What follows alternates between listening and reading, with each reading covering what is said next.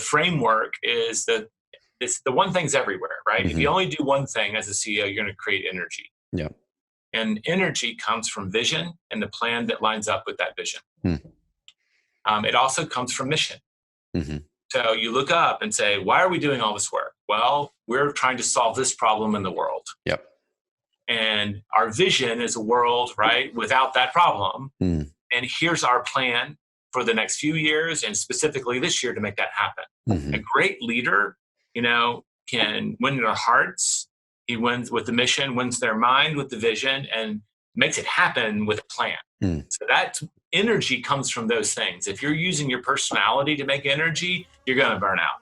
A mission or a vision and a plan, other people can carry and go, here's our plan. And they're going to spread your energy without you having to do it all. You'll be the best, but it has to go through those channels.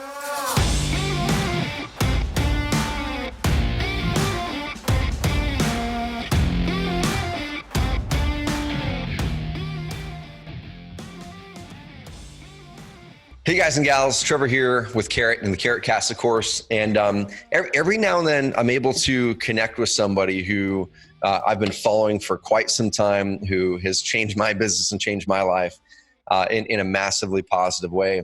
And today you guys are going to be able to meet one of those people. And I've never met Jay in person yet. Hopefully we can meet sometime. But it feels like I know Jay and Gary and a lot of the team there at KW based on how they've been influenced in the industry, how they're putting out amazing, inspirational, but educational stuff that really helps people, whether they're agents or people in any other type of walk of life and business too. So before I officially introduce Jay Papasan, what I want to do, guys, is pull back and kind of tell a really quick, brief story of how I connected with the message that they originally put out called The One Thing. This is before Carrot. This is before we started Carrot and grew that company really fast. I was struggling. I was stuck.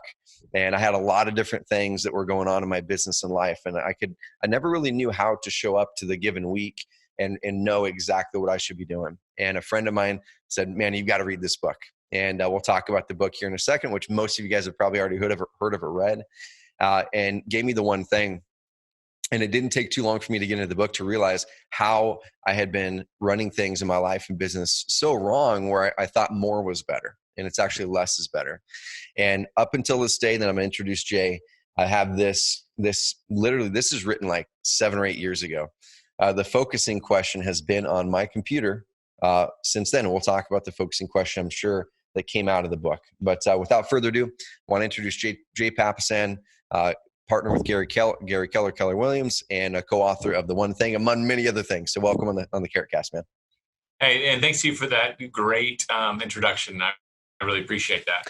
So we're definitely going to kind of dig into obviously the one thing, and I want to touch on a bunch of other topics. But I'm really curious also about how you currently do some of your work. Working around Gary, but also just knowing what you know through all of your entrepreneurial pursuits. I'd love to kind of see how you still implement the one thing and how you drill that down into the rest of your organization as you guys grow. But Jay, let's give people some context. So let people know who aren't familiar with you yet, who you are. What's your family life look like? Are you married? Where do you live? And what do you do for a living? All right, great. So primarily I think of myself as an author and an executive. Like those are the two hats I wear pretty much every single day. Yep. Currently, I'm VP of Learning for Keller Williams. It's the largest franchise real estate company. I've been here for 19 years, and I'm in charge of all learning, and that includes our publications. So Gary and I have partnered together and produced 11 books, about 5 of them with our names on the cover, and national bestsellers, the last of which was The One Thing. And so I get to, I always thought I'd be around books, Trevor. I didn't know that I would be an investor, a realtor, all of these other things that real estate has gotten in my blood. Probably in 2004, we wrote The Millionaire Real Estate Investor, which some of your, given your demographic, they may be familiar with that book. And that just changed my life. We did about 120 interviews with millionaire investors, people who had $1 million in equity, right? Not in value. And we went through multiple interviews with them, transcribed them. And I would come home from reading these things. And I just remember going to my wife and go, do you want to be a millionaire? She goes, yeah. I was like, let's do it.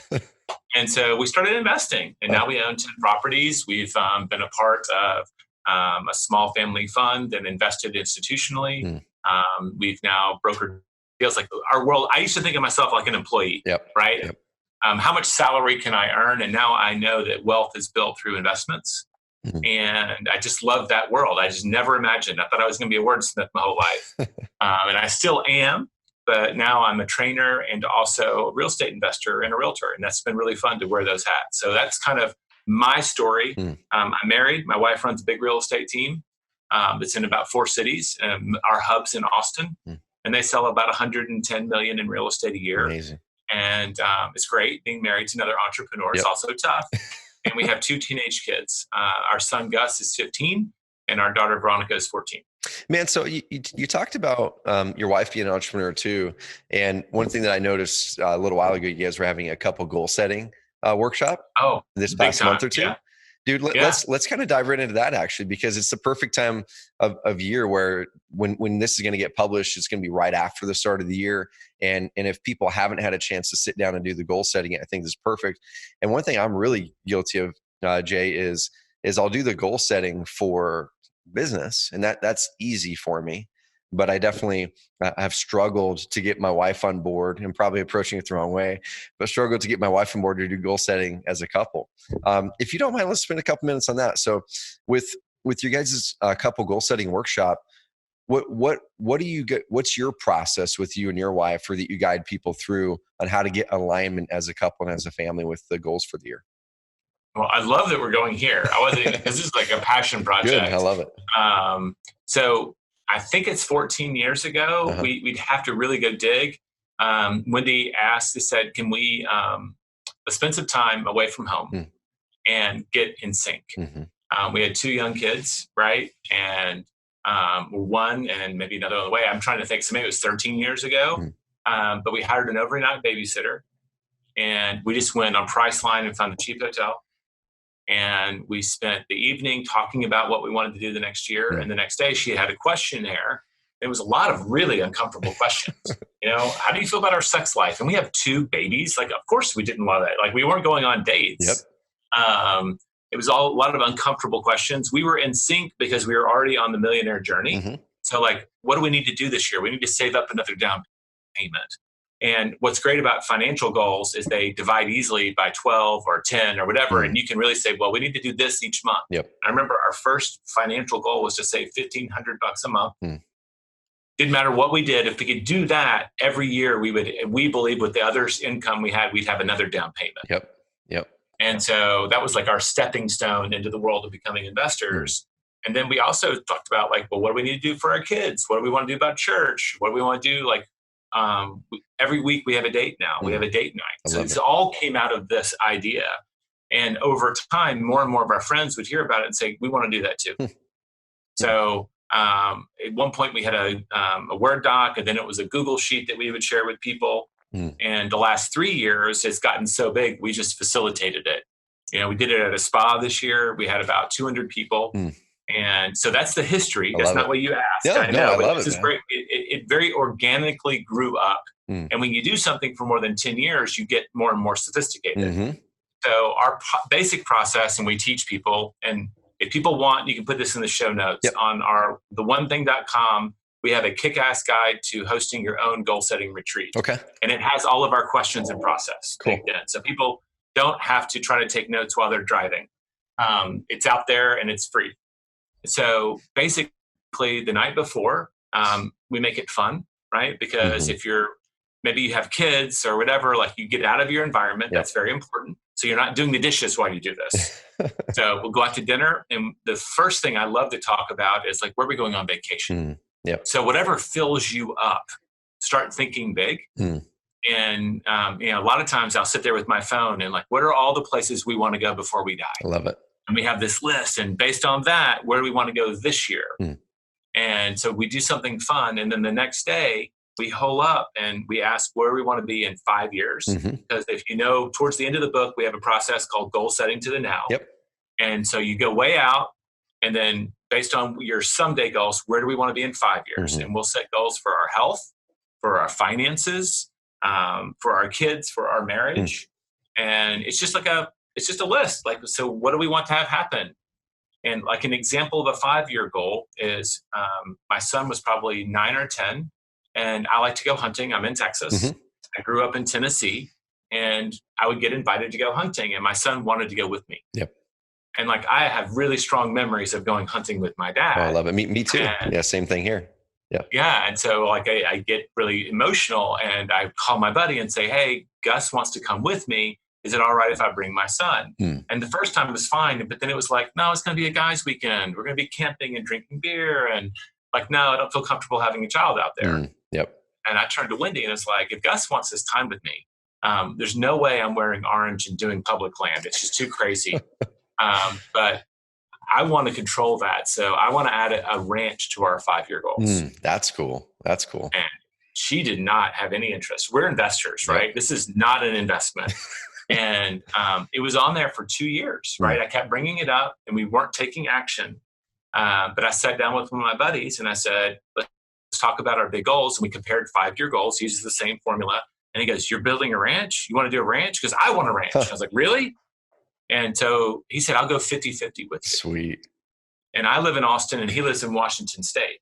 So he's willing to pay 50% of the cost for something he's going to partake of a few times a year. I'm like, I'll take that deal.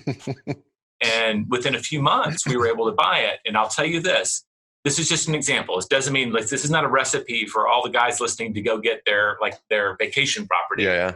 But Wendy would have never said yes if we hadn't had 2 years of conversations around it. Gotcha. She didn't know why it was important, right? This is not just about me having a place to go with the guys, though I do like to do that. We go as a family, and I wanted a place to go with my son and now my daughter. Yep. So she got on board because we've been talking about it. Yep. And it wasn't a spur of the moment thing at that point. Yeah. Yes. It's not an impulse thing. Yep. So that allowed her to get on board. And so that was over 6 years ago. We did that. And then you look up and you do your 5-year goals. And then based on our 5-year goals, what do we want to accomplish in 2020? And so we just methodically work through it, right? If we want a ranch, what do we have to do this year? If we want to write a best-selling book, what do we have to do this year? If we want to start a new business, what do we have to do this year? And we get in sync. And the last step of the process is to assign responsibility. So who's going to go find an estate attorney so we can update our will? Gotcha. Well, I'll take that. Who's going to get all of the school calendar dates and put them on our calendars? Well, I'll do that. Because if 2 people have responsibility, nobody has responsibility. Oh, yeah. Yep. And understanding the division of labor is really important for a couple. So that's our fundamental process. We think big, vacations and fun stuff, but 5 years out, based on that, what are our 1-year goals? And then we divide and conquer. And about once a month, we try to revisit those. Okay. It's one thing to go have a fun overnight vacation and do all this dreaming. Yep. But if you're not checking in on your goals, nothing's going to happen. And that's the important part right there that I was going to ask too. And I'm glad you led into that is after you do the big plan where a lot of people fall off. And I know I'm guilty of this sometimes too, is mid-year, is 3 months in and 6 months in. So you guys have the document and then you I carry it with me everywhere I go. If you can read that, it says 5-year family goals. Yep. I love it. It's just a PowerPoint, and I have a notebook that I take notes in wherever I go, and my bookmark is my goals. So do you guys have like a monthly kind of husband and wife meeting this on the calendar? Is it kind of more organic where you just talk about it whenever you guys get a chance? And what's your process there after you set the goals for the year? Great question. So in the beginning, when we were tracking our net worth, was the main thing that we had to do every month. That was a habit we built. Yep. Every month back then we had to call all the mortgages and go through the phone tree to get our payoff balance. And I had to plug it into a spreadsheet. Now you can use Mint or Microsoft Money and it happens kind of automatically. Yep. So every month we would get together and we would just revisit our budget. How are we doing? Are we on pace? Did we save our $1,500 this month? That was the big goal. That was our tip of the spear is we wanted to build financial freedom for our life. We wanted choices. I came from a middle-class family. Wendy didn't, but we both agreed most people either want security or choices. And we both were like, we want more choices. Cool. So we were very motivated to meet. And today, this is way in the weeds, but every week we kind of look at our calendar and our goals, and we tend to do that on Sundays. I love it. So there's a lot of mornings we get up early, we're sitting there, and we'll just start, let's sync up our calendars. And part of that is how are we doing on the goals? Because we both use the same process. Yep. So it's almost a weekly meeting now, but that's scary for most people. But if you can do like call it a state of the company meeting for your family, if you can make it fun, say, you know what, we'll treat ourselves to a nice bottle of wine, or we'll treat ourselves, like bring some fun to it, but then sit down and without judgment, go through your goals. And that's a huge thing. So Trevor, you said you were going to call an estate planner. How did you go this month? I didn't do it. High five. We talked about it. Cool. And you do that because here's the reality. If you're really busy, you're going to have stuff that sits on there for a while. And it's not about beating each other up. My wife's job is not to hold me accountable. My job is not to let her down too many times. I got you, dude. I love that distinction. That's so good because a lot of people in couples, when you have those conversations, it's, well, you didn't do this and you committed to that. I love how you're like, you know, hey, we committed to it, and high five. Let's tackle it this next time. I love it. Yeah, we can hire our own professional or personal coaches to have that conversation with us. But what happens to us is like, so we keep saying we're going to do it. It's not important. Maybe you should run with this because I'm clearly failing. Like sometimes we find out that one person is better suited than the other. And sometimes we just agree, you know what? We thought that was important when we were in the hotel room. It doesn't feel important now. Let's just remove it. Dude, I love it. I don't want to blindly be a slave to the goals. I want to be growing and I want to be successful. And I know that if you don't do what you say you're going to do, that's very hard. So we have that balance, but I really think the meeting should be somewhat fun and somewhat celebratory, because just as a couple, if you're being purposeful about communicating, that does so many things. Oh, it's magical. Have you? I'm sure you have, but have you had any specific transformation stories where you're like, this couple came in and they weren't in sync, and maybe even one of them was skeptical of the process or was semi-resistant to like planning, where then they're just crushing it, it's working? Every year, about 50% of our off, it's like, who's here is excited to be here? Who got drugged here? And you got like half the room, right? Because the dynamic of being a goal setter, it's unusual that Wendy and I both align, and we understand that. But it's also unusual to have a couple where both parties are entrepreneurs. It is. I think that puts even more strain on the relationship. The entrepreneur tends to surprise the other person. Oh, wait, I didn't tell you that we're having a business planning session at our house tonight. And surprise is where the resentment comes. Gotcha. But you didn't tell me. I didn't plan for this. I didn't expect it. But communication solves those problems. So a lot of people are. The thing that jumps to my mind, and this is a close friend, they did their goal planning retreat. They didn't do it with us. And one of the categories that we have is health questions. And my wife's friend's husband was not good about going to the doctor, and super fit individual, but agreed based on that meeting that he would make an appointment within a month to go see a doctor. Found out he had a very dangerous form of skin cancer. Oh my gosh. But because they caught it early, it was very treatable. And he just, like, I didn't find out until they got you're all clear. But like, wow, dude. Okay, so maybe we saved a life. But it gives people to say, what are we not doing that we should be doing? Like, one of our first success stories was date nights. We've been doing around 40 or 50 dates a year because we have a night that we designate as date night. And it's in the middle of the week where we now have to fight for babysitters. Like, so we've built some amazing habits. And I've heard of so many people that have copied date night, that have started building their net worth and are millionaires because of this. I mean, literally, they've been doing this for years and have been on that journey. So it's some simple things that make a big difference. I love this. I love it when people, we don't take vacations, which is very bad in America. Said, you know what? We took our first vacation in 5 years this year. That to me is victory. Because now you're recharged. You can come back and do more extraordinary work than if you're burnt out. Dude, and one really cool thing about this, then we'll move over to the one thing topic. But one thing I love about it, I've got 3 little kids, 5, 7, and 9. And the interesting thing is, of course, they're still young, but they're old enough to where they're picking up on everything. And just those habits that that the parents that you're working with, or the couples that you're working with, their kids are seeing all that and starting to ingrain into those kids and see a good example. Now, whether the kids follow that example or not, they're going to remember it in 10 years and 20 years when they're in that situation. They go, man, I remember this thing that my mom and dad did, where they went on these date nights every week, and it was really important to them. And I think we need to start doing that too. I remember where they would sit down and they've got these goal things that I know what they were, but it worked. And dude, that part's the coolest part to me. You guys are impacting people on down the family tree, which is amazing. I love it. Good work. Oh, thank you. It's a passion project. Mm-hmm. It's not a big financial opportunity for us, but it's something that I feel really passionate about because we have a lot of success stories my first value is family.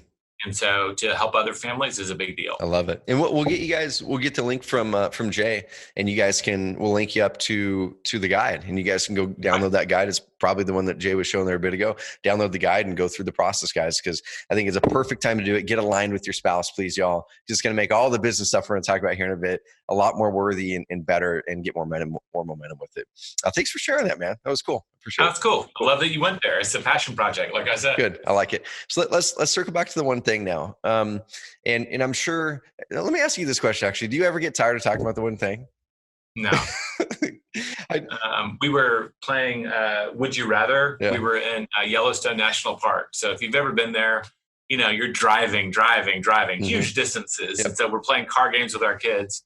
My wife's a realtor. So my son, smart aleck that he is, asked, would you rather be stuck in an elevator with mom talking to her clients or dad talking about his book? So it rolls over into all areas of my life. It's transformed my marriage. It's transformed my health. It's transformed my professional life. So I'm very grateful for the journey this book took me on, and I love sharing it. Cool. So, well, let's start at the top. So for people who are not familiar with the one thing, break down the one thing concept in a couple sentences or whatever it is. What's the one thing concept that people can grab at the high level? Sure. I think that everybody's really busy. Everybody either has a lot of obligations, a lot of opportunities, or both. And what we wanted to do, and I think we've been successful, is give people a simple framework for identifying the things that actually matter and then prioritizing them so they can actually start tackling them. You can't get people to do it, right? Because that's as much behavioral control as we can do is get them to change their thinking. Yep. But a simple framework for identifying their one thing, their most important priority each day, each week, each month. How do we do that? And then we believe you need to put it on your calendar. We call it time blocking. Yep. You make an appointment with yourself to do that work. And in our research, it makes you about 3 times more likely to do it. So do you know what it is? Do you know why it's important? And do you know when and where you're going to do it? That simple combination has been pretty magical for a lot of people. And the advanced course is, and you probably, because you're familiar with the book, is it's really important to your career or your health. Wouldn't you want to make a habit out of it? And I've heard a lot of myths around habits and discipline, and people will tell you it takes 21 days. It's not true. It takes 66 days on average to form a habit. So a lot of times when people go through that process, they figure out their one thing for whatever that area is, health or marriage. They'll time block it. I usually encourage people, like, if it's like brushing your teeth, it's something that will always be good for you. Why not just make it a habit? Right. So take a 66-day challenge, which is one of our, little processes, and just do that activity, the smallest amount that you can do for 66 days in a row. And there's a really good chance that that'll become a habit that you can then build on top of. I love it. So that's kind of the framework. Identify the priority, time block the priority, and where appropriate, make that thing a habit so that you've worked for the habit. Now the habit works for you. I love it, dude. So I want to kind of point out a couple scenarios in my own life where I implemented this, and also where I had a tough time doing it, but then later went, oh, here's the unlock. So the issue that I had, and still kind of sometimes this will creep up, is the thing that I think is the one thing isn't the one thing.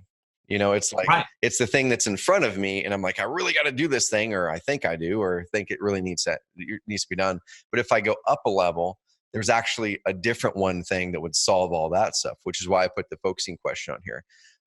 In your own life, or there could be other examples, how do you make sure that that one thing is the actual one thing versus like a busy work kind of thing that you shouldn't be doing, but the actual one thing would actually solve?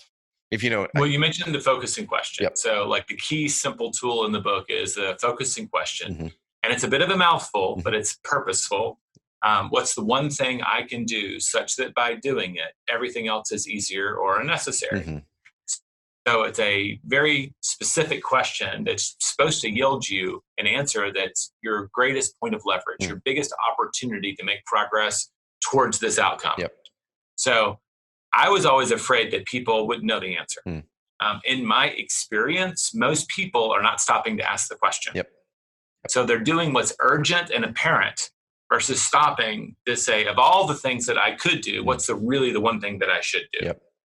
And in my experience, about 95% of the time, they know the answer and they feel guilty for not doing it. And usually it's not on the list. Like for me, it's usually not even on my list at that point until I ask the question like, oh, shoot, like this is it, like a hire as an example, right? It's like I have all this busy work stuff in front of me and I've got still a small team compared to you guys, but a bigger team, a team of 30 employees. We're going to hire another 10 to 15 this next 6 to 8 months. And so there's more people to help, move things forward. But what was happening 4 or 5 years ago is my list was always tasks. And then I finally asked the question and was diligent with it. And here's one thing for me, Jay, that was a big deal. I want everyone that's listening to this to go back and listen to the focusing question that Jay mentioned. I'll read it, the one that's on my computer right now. What's the one thing I can do such that by doing it, everything else will be easier or unnecessary? The part that I was not registering early on was the word unnecessary. I was locked into easier, meaning, well, I can like streamline this thing and I can do this. But then when I pull back and look at that last word, unnecessary, I'm like, oh my gosh, that was the unlock for me. So I'm like, yeah, what's the thing that would actually eliminate all this for me? Like it would just figure it out. It'd be like, well, get a person to come in here and do this or do this thing. And it's all, it's so crazy. So a real world scenario for this, and going back to the fitness side of things. So this would have been October 2017 now. Is that? Geez, that's crazy. October 2017. I grew up in an athletic family, played sports all my life, high school, college, all that stuff. And so everything was really regimented for me on the fitness side of things. Show up to practice and then do it again and just do what the coach tells you to do. And it's just everything was there. And so I get in the real world. And it only took probably 2 or 3 years for me to kind of work out of those and trying to figure out my own way through that. And then we moved from Portland, Oregon down here to Southern Oregon where I live now. I've been here since 2008. We absolutely love it here in this little town called Roseburg. And I kind of went through about a 6-year period where I wasn't working out. There's 5 gyms in town. I joined all 5 gyms thinking the gym was the problem, and including the gym across the street from our office building here. And it was October 2017, and I was getting ready to set intentions for the next year. And I'm like, what are the things I do not want to carry into this next year that I keep carrying over year to year? And the fitness side of it was, I switched my mindset. I said, no longer is it about fitness. It's about getting energy back. Okay. Now I repositioned that. So it's not fitness because I didn't think I needed to be more fit, but energy, I did need that. I was having afternoon energy crashes almost every day, stuff like that. And so I sat down, I looked at the question on my computer, I wrote it down. And I said, what's the one thing? It's not the gym. It's not me going and figuring out a workout plan. It's like literally today messaging my assistant and saying, Jen, can you find 3 personal trainers that fit this criteria that will be at my office on Thursday or whatever, and I'll pick one of them. And we did. And that was my one thing. Message my assistant and commit to hiring a personal trainer, but have her follow through on this stuff. And then we built a gym in the office. And now when we come in here, there's team members that work out with me. We're in here 5 days a week. And it just kind of happened. It's like, because I picked the one thing, it wasn't go work out 3 days a week. It was send a message to my assistant to get 3 personal trainers to fit this on this specific day. And then we'll make a decision to move. And it changed my life. So there's a trigger often for people that's very small. And if you can identify that sets a lot of things in motion. We call it the smallest domino. And, that gets everything else going in your life. And I'll say we had a similar journey. So we had 2 small kids. My wife and I wanted to work out together. And so we both made this commitment and we keep carrying it forward. And I've had 3 back surgeries. So I was really wanting to get better about this so I could avoid having more of them. And we looked up and our answer was to bring someone to us. because for us to work together, it's like, are we really going to hire a babysitter to go work out Yeah. when we barely go on dates as it is? And I didn't want to alternate because I'd like, I'll watch the kids while you go work out. And then she's going to watch the kids and I'm going to go to a movie, Yep. you know? I mean, so it's like, it didn't feel, I know myself. So we actually, Wendy started it with Camp Gladiator, which is a local outside train thing. And she started meeting a friend and I said, okay, there's real accountability in numbers, but we can't leave our kids alone. Will that coach come to our house? And originally the only time we could do it was at 5 a.m. So we had to do it while our children were asleep. We had no equipment, right? We could barely afford the trainer. And we'd have the trainer come 3 times a week and we just do like body weight stuff in our garage. And over time, we now have a gym, basically. We actually have space dedicated to it.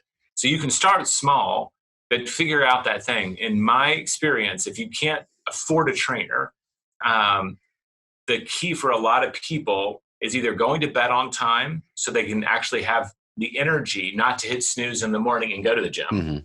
That's the one that unlocks it for a lot of people. It's like, you know what? If I can just go to bed by 10 and turn off my phone, I will actually get to the gym in the morning or have someone meeting them at the gym. Because a lot of people will do it for someone else. They don't want to let them down. So they'll go to the gym not to let that person down. So pick a partner in this accountability that's going to be waiting for you. I love it. If someone's waiting for you at 5 a.m. in a gym somewhere, you're going to feel like a real heel for hitting the snooze button. Oh man. No, dude, I can totally relate. And guys, I want you guys to go back and listen to that part. Because if you have something that you've been trying to tackle, trying to move in your life and over again, you can't. The things that Jay mentioned, and then just me kind of reciting my story through the one thing there, it's going to help you guys a lot. Dude, I saw that you and Gary started a new podcast, Think Like a CEO. And on your Instagram, there was a picture. I saw it months ago and I went back and pulled it up today because I'm like, I remember that picture. And it was a picture of you guys up on stage at, I think it was a Keller Williams event, possibly. I could be wrong. Yeah, probably Mega Camp. Yeah, there we go. Big old red slides behind you. And I loved how you guys laid out, I think it's the Think Like a CEO framework. It's create energy, engage talent, and own results. That's right. If you don't mind, let's talk about that for a few minutes, because as I'm growing my team and my company, that's the topic I'm diving into big time. And I want to talk about now how you lead teams and how you really how you drill down the one thing even into your team members. Because us as CEOs or us as leaders, we're kind of expected to do that. But I want to first start with, how do we now take the topic of the one thing and help make sure that our team members are applying that? Are there tools that you're using? Is there a communication cadence that helps them to start to be more intentional with their one thing? All right. So there's 2 questions there. We'll go back to the Think Like a CEO. Let's go one thing. So this idea of identifying your priority and time blocking it, right? So that you then can take action on it. So we have a framework that we have in the book, and we have training for this on our site. We have a document called the 411. And I've been doing this for 19 and a half years. But basically, it's a 1-page document. And at the top, you have your annual goals. And I encourage people to put their professional and their personal goals there. And each month, so if I put my goals for 2020, then the middle section will have my monthly goals for January. So based on my annual goals, what do I have to accomplish this month to be on track? And then the bottom portion is for whatever week of the month that is.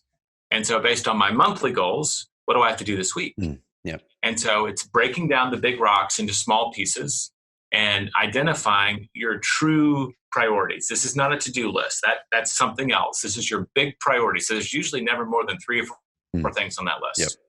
And so we use that document, and I generally will do a weekly meeting with the staff that reports to me, right? We've divided up the annual goals, just like we talked about with your marriage partner. Who's responsible for this? And based on that, I just go, do you know what your priorities are for the week? How did you do last week? So it's a quick 15 to 30 minute conversation about how they do last week. Based on last week, what do they have to do this week? And as a manager, what you're doing is you're inspecting how they think and how they act. Are they going to go get results? They have a whole week to do it. Did they do it or not? Did they do their number 1 or did they do their number 3? And you have regular visibility into their accountability and mindset, and you can course correct throughout the year versus loading up for some sort of quarterly or annual review and then dumping on them. So it's a little bit of time every week to keep your key people in line. This only scales to about 6 or 7 people, because otherwise you're just spending like 2 days a week just meeting with people. Oh yeah. Yep, for sure. So do you have them bring that paper, the 411 doc, to that meeting, or do you guys do a digital thing where you can both look at it? It doesn't matter. You can do either one. Gary has me email mine every month. He wants the rhythm with him at this point is each month he wants to see what my priorities are. And I'll send those to him by 8 a.m. on the first working day of the month. And that way I'll often get feedback from him within an hour, right? Because clearly he's got other people doing the same activity. He's reviewing everyone's priorities and course correcting where necessary. With my direct manager, because I'm still an executive here, I have a job. I report to the president, and each week I give him my 411, and we have an opportunity to check in. It's really quick, right? I don't want it to be a management session. I want it to be a coaching session. Because real talent wants to be coached. They do not want to be managed. Gotcha. Dude, I love that. I'm going to start there. There's definitely been a gap on my team where we've been building the leadership team this year, and they're not using a process like that. I'm using a digital process like that I share with my assistant. She has access to it, so she can always be in alignment. And I have the weekly meetings with the management, but that's where I'm still struggling. It's like, it feels like they're not marching on the right priorities, but it's because I don't know what they are, and maybe they don't either. Well, you're not communicating often enough about what they should be. And a lot of people are good at tracking KPIs, right, for your sales team. And so there is some public accountability because there's a scoreboard or something in your office. What I like about this system that I learned from Gary is that you get to track the activities that lead to the KPIs. So you can't just say, make 6 sales this week. That's not, you don't time block 6 sales. You time block the calls, right? The time to make the calls to make the sales. Gotcha. So you're focused on what are the activities that lead to results. We can't always control the outcomes. But now I can say, wow, Trevor, last week you spent, 6 hours calling, but you only got 1 sale. So did you really do the time? Yes, I did this many dials. Great. Well, maybe we have a scripts and conversion problem. Not a time management problem, but now it allows us to go to diagnose and coach. Guys, please go back and listen to that part. If you have a team, do it. I'm going to do it, and I'll report back to you, Jay, for sure, man. Like that's been a gap for sure, and I need to tackle that. So for the last few minutes, I want to shift over to the second part that I mentioned, which was the Think Like a CEO. And if you guys haven't had a chance to go listen to their new podcast, Think Like a CEO, go check it out. I listened to a bunch of episodes this week. And of course, there are other podcasts that is Jeff Wood still leading the One Thing podcast? Yep, every single week. So awesome. The Think Like a CEO, we've done 2 seasons. We do 4 or 5 episodes at a time, given that it's Gary Keller's time. And you do this, it can be a bit of a grind. And I'm not sure that's what I want the chairman focused on, but it gives us a chance to 3 or 4 times a year introduce new thinking to the people we want to influence. I love it. So the framework is the one thing's everywhere, right? If you only do one thing as a CEO, you're going to create energy. And energy comes from vision and the plan that lines up with that vision. It also comes from mission. So you look up and say, why are we doing all this work? Well, we're trying to solve this problem in the world. And our vision is a world, right, without that problem. And here's our plan for the next few years and specifically this year to make that happen. A great leader, can win their hearts. He wins with the mission, wins their mind with the vision, and makes it happen with a plan. So that energy comes from those things. If you're using your personality to make energy, you're going to burn out. Yep. I love it. But a mission or a vision and a plan, other people can carry and go, here's our plan. And they're going to spread your energy without you having to do it all. You'll be the best, but that it has to go through those channels. Man, before we go on under the talent part, the energy part, same thing. I'm going to go back kind of in my story to connect for people listening here. This has been 2010, 11, 12 in my previous company. We started Carrot end of 2013, started 2014. And in that time, we had a good business. And as loyal listeners of the Carrot Cast will know, I was kind of going through this phase of life where honestly, I just wasn't really grateful for the things, the people, the experience I'd had in life up to that point. I was always kind of casting way out there, and there's that gap, right? There's the distance between where you want to be and where you think that you are. And so I was kind of feeling in the dumps a little bit. And I started to pull back and go like, what is it that I want to change the most? And I just realized at the end of every week, my energy was just drained. And so I created a process called the energy audit that I took and improved it. And I use it every quarter, 15 minutes a quarter, completely changed my life. Do it with the team now, whenever they're in a spot where their energy is low, 15-minute energy audit. And it completely changed everything. And I can attest to the fact, y'all, that I would not have been able to grow Carrot the way that we've grown it without leading with energy, like you said. And before I had a plan, I had a mission on the wall that it was there. It was like a business mission and things like that, but it really didn't hit me at my core. So I wasn't passionate about driving that forward. And as soon as I started to lead with energy, man, that's when a team wanted to form around me in that mission. That's when the team took it and ran with things. That's when we really started to grow really, really fast. And so leading with energy is huge, guys. And like Jay said, there's the purpose, the mission, and the plan, creating energy around those. So after you have energy around those, what's the second part of the framework? And I'll just say this, just to add on, I love that you're sharing and making this personal to illustrate it. That's great teaching. So thank you for doing that. One of the things I see in a lot of mission statements, they're very aspirational. Mm-hmm. And there's an old, I'm trying to think of the founder of Netflix, it's escaping me now, but the idea basically is you'd always rather be selling aspirin than vitamins. Yep. Yep. Right? Because vitamins are aspirational. And what's the consequence of not taking vitamins today? Yeah, you don't know. Yeah. My pee is not as yellow as it was. That's right. But if I have a headache and I don't take aspirin, I have a headache. Mm-hmm. Mm. And so when I look at people on their mission statement, I usually want to ask the question, well, what happens if you fail? Gotcha. That's good. And if it's all aspirational and there's no cost of failure, they're missing an element. Mm-hmm. Gotcha. Right? I want them to understand that failing at this has a price. It's not just about winning. It's about not losing, right? Because then people will fight harder. Yeah.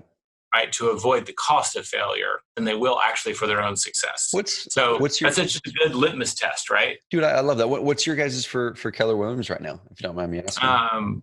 Lives worth living, careers worth having, businesses worth owning. And little aspirational. I'm not sure it completely meets that, but I can tell you when I look at the turnover rate in our industry that we haven't fixed the careers worth having yet. Yeah. About a third of our industry turns over.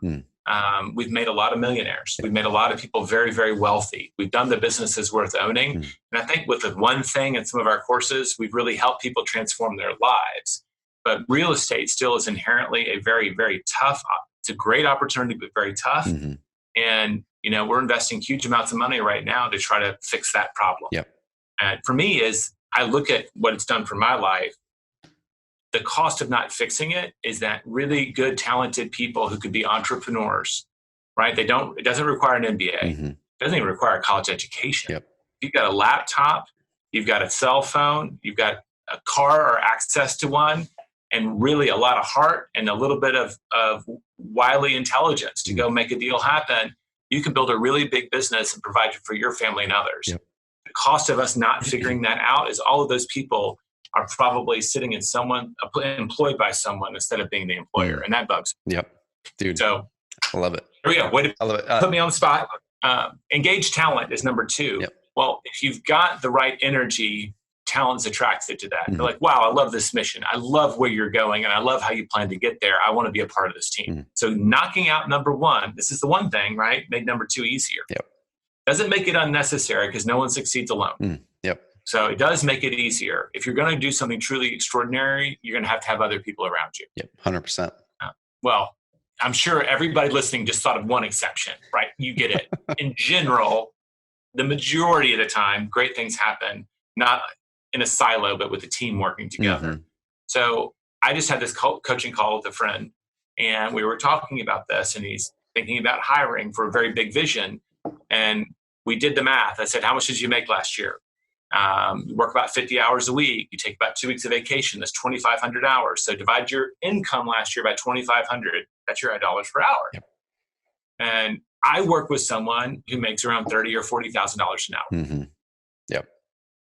He works the same amount of time you do. What's the difference? He surrounded himself with a handful of really extraordinary people.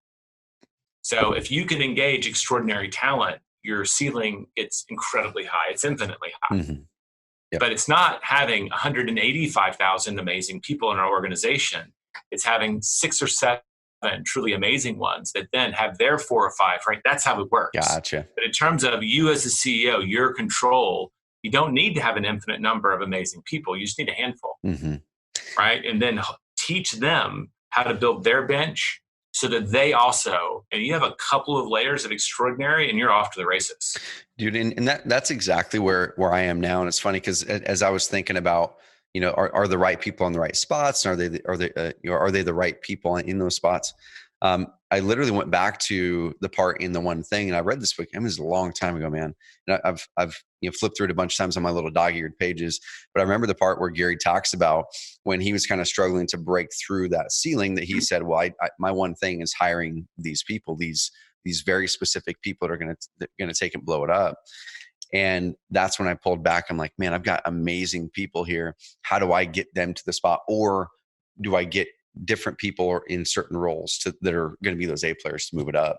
And it's so interesting, guys. When you get that A player in that spot, it's such a big difference versus someone who's amazing person, maybe a great culture fit, but just not an A player in that role. Well, good to great, right? Yeah. It's truly, you can have amazing people that you love to work with mm-hmm. that are not really truly in their gift zone. Yep. And that's a cost to them and to you. Mm. And one of the things you said, and you've now echoed it, like for your business and your personal life, one of the things Gary says a lot, like if something is lacking in your life, there's a good chance you're missing a relationship. And it might be a mentor, it might be a coach, it might be an employee. Yep. But there's a good chance that someone's missing from your life. And that's just a good place to go. Like, who's missing? Yep. Right? What's the missing piece right now that's keeping me from succeeding? So you've got create energy, engage talent, and then own results. And I really believe, and I know we believe, I can't say Gary has trained me well, but this is very much where I'm learning from a self-made billionaire here, and I don't want to take credit. Owning results about being accountable is a big theme in our books. We talk about that in The One Thing. People who are ultimately accountable to results achieve them, right? And they say, if it's up to me, if it's going to be, it's up to me. Yep. And they don't let that be about other people. They'll take ownership of it. And you know this as a business owner. You know people who are acting like employees. And there are people who take real ownership of things. And the distinction is very clear to me as a business owner. Man. Like, wow, like their attitude about this task is they were approaching it like an owner would. Our vice chairman, Mo Anderson, had 2 surgically reconstructed knees. But if she sees a piece of trash in the lobby, she's picking it up because that's her lobby. That's her business's lobby. Yep. That's not someone else's job. It's got to be done. So why would I wait for someone else to do it? I'm just going to do it. And it's just like, that might not be the best example, but I remember seeing her kneel down to pick up a gum wrapper.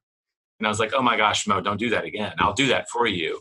I'm sorry that someone left that for you to see, but she's going to do it if it needs to be done because she's ultimately, the buck stops with her. So ownership of results, being clear about your standards, right? Most people, their standard, whatever you've actually accepted is your standard. Yep. And we say we want more people or better people, but your standard is lower than that. Gotcha. Because that's what you've currently accepted. That's good. And sometimes it takes someone, a coach, a mentor, to look from the outside in and say, look, you know what? Your standards should be higher. You can do better than this. For yourself and for your team. So that standards and accountability is really that last part. You got to own those results. Dude, that last part was good. Get better. That was really good. The standards part, y'all. Guys, like Jay was saying, look at the spots in your life where you kind of aren't where you want to be or have the deficiencies. Is there a person missing? Like you said, could be a mentor, team member, coach. Guys, do that, please. And you guys have heard my journey on coaching and mentors over the past several years. So go back to those episodes. We'll link them up in the show notes. And then the standards part, what you currently have in your life is what you've accepted. So increase those standards. Man, I love it. So I'll finish it with this. I know we're a little bit over time now, but the last part of the own results is philanthropy. And I know for me, oh, thank you. I don't have my notes right in front of me. So thank you for hitting that. That actually brings it all the way back to mission. Yep. Right? You're creating a real the results. Like a lot of people talk big, but there are no results around their mission, and you're going to own that. And that, for me, is philanthropy. That's what we're talking about. So thank you for that. No, thank you guys for making the message. And that part, same thing that inspired me. I know Keller Williams and other amazing companies really bake in philanthropy into their business. And this is a couple of years ago. I want everyone listening to this to go, well, I don't want people to think, well, I'll do it once I make a bunch of money. I'll do it once we have this big event happen or whatever. The thing that I didn't do soon enough was just start doing something. It could be your time that you're giving. It could be money that you're giving. It could be $10 a week. It could be whatever it is that you're giving. More than anything, it's working that giving muscle. And Jay, we saw things that you guys were doing. And 2 years ago, we said, we just need to start our giving program. And we did. We started our giving program. We give 1% of our gross revenue to causes that amplify our core values. And I can tell everybody in this call, and I'm sure you guys can attest to it too, when you have a great business with a great mission, with great people, and then you bake in the philanthropy part of it, it just makes everything hit you at your core so much harder, where when you have a tough time that you're going through, you will wade through the tough time. You'll be excited to, even when it is hard, because you know it's worthy on the other end. It was really cool. A couple of weeks ago, still sitting here, we were awarded the 8th most philanthropic small business in the state of Oregon. And we didn't. Wow! Congratulations! Thanks, man. We didn't intend to do that, but it was because following great companies like yours and going, you know what, we want to make an impact now, whatever we can do. And it was really cool that the impact is starting to make a difference. So, guys, baking philanthropy into your business. Can I give a great book if you haven't read it? Adam Grant wrote a book called Give and Take. And it's very much about strategic giving, and that's exactly what you're describing. I like it. When you build purpose and philanthropy into your business, your people will work harder, they will stay longer, they will find more meaning in their work, right? And it's okay that serves the business. That doesn't negate the good that you're doing in the world just because you're being strategic about it. But it's very, very important. So in our book, The Millionaire Real Estate Agent, our new edition, the top of the pyramid is going to be give $1 million. How big would I have to grow my business in order to give away $1 million? Yep. And we've been playing with a model, and you hit on a lot of it. I usually say if you can't afford to give your time, your influence, or your money, you can at least be thankful. Give thanks. And there's real research that says, like, I want to thank you for doing what you're doing. I appreciate you, Trevor, for building a business and having people who do that. You know what I just did? I just made you more likely to give again tomorrow. I love it. And to give more tomorrow. Just by appreciating people who give, cost me nothing but a thank you. I've actually created more good in the world. If you can do that, you can't do the rest, you could give your time. So you could set a goal for 2020 of where you're going to volunteer. You want to go walk dogs at an animal shelter? Do you want to go serve meals in a soup kitchen? It's very rewarding, and I would tell you to bring your kids. So you can start tracking hours and setting goals around how much time you're going to donate. The next level up, I still can't afford to write a check, Trevor. I'm saving up, right? We're still trying to pay off my student debt. Great. So volunteer your time. Can you trade your influence? Can you go raise money for Movember, right? Can you go run a race and get all your coworkers to contribute? Wendy and I tend to raise about 50 to 100% more than we can actually afford to give. Yep. And we're looking and setting goals around 6-figure goals in giving. I love it. Right. And for us, because we want to make a contribution, but our influence goes much farther than we can currently write checks for. And then the last thing, which is everybody starts with, I can't afford to write the check. The last thing you would do, and hopefully in the beginning, it might just be the widow's mite, but you can start giving your actual treasure, not just your time and talents. But think about serving on a board for a nonprofit. Like, what would you bring to them with your vast knowledge as a business person? I'm not just talking about you, Trevor. I'm talking about the listeners. If you donate your time and talents, you can make many multiples of any check that you could write happen. So this is another passion thing for me. I didn't start giving till late in life, and I'm ashamed that it took me so long. My parents role modeled really good behavior. I just thought that was something that would happen later in my life. And I regret that. So definitely, I hope that they will follow your example and start making giving a big part, philanthropy, a big part of their professional career. Man, I'll kind of wrap my part with this, then we'll close this up. I could talk to you another 2 hours, but on the giving side of things. So this is 3 years ago, before we started the giving program. I our team at that time, I think, was probably 10 people. So we're 30 now. But before Christmas, we had your Christmas gifts and bonuses and stuff like that. But I said, man, I'd really like for us all to work that giving muscle more. So got $100 bill for every employee, and in the card, put the crisp $100 bill in there. And said, this is our carrot giving challenge. And sometime between now and Christmas, I think they had about a week and a half. Sometime between now and Christmas, the only requirement with this $100 is you have to give it to somebody. You have to do something with it for somebody that you do not know or not for yourself. Love it. And it could be anything. It could be buying coffee for people at the coffee shop or whatever it is. And the story that we did was, it was Southern Oregon, Klamath Falls, Oregon. It was spitting snow, Christmas Eve, and I was pressuring myself to find the perfect give. It's like someone who just really needed it. And it's like, oh man, the perfect give. And there was a guy on the side of the street, 6 o'clock on Christmas Eve, selling flowers, and he had a pretty beat up truck. You could tell he wasn't dressed nice. You could tell he was not doing great. And someone would not be out there on Christmas Eve at 6 or 6:30 in that weather if they didn't need it. So my little boy, he was 3 at the time, drove up, said, hey, hey sir, how you doing? And how many flowers you have, how much they cost? And they were $10 a bouquet. And there's these little tiny flowers, and he had a bunch of them, and like 20 or 30 left. And I said, I've got $100. How many can I get with this? He goes, man, you can buy them all. So I got the 20 or 30 bouquets. Now we have a bunch of bouquets in here. $100 out of my hand. That guy needed it. He can get out of the snow. He can go back to his family and finish Christmas shopping, whatever he was looking at doing. And then we have all these bouquets. We're like, all right, Colton, what are we going to do with them?